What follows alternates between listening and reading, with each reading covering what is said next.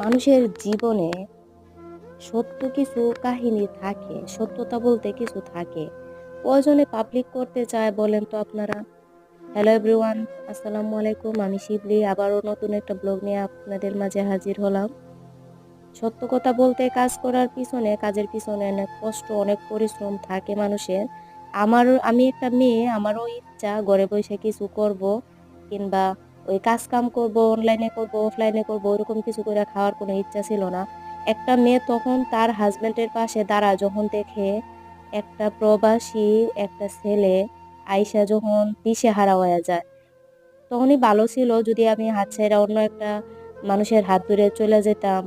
নতুন করে আমার মা বাবা নিয়ে আমার বিয়ে শাদী দিত, আমার নতুন ঘর সংসার হইতো, ভালো টাকা আলা একজন কাকার কাছে দিয়ে দিত।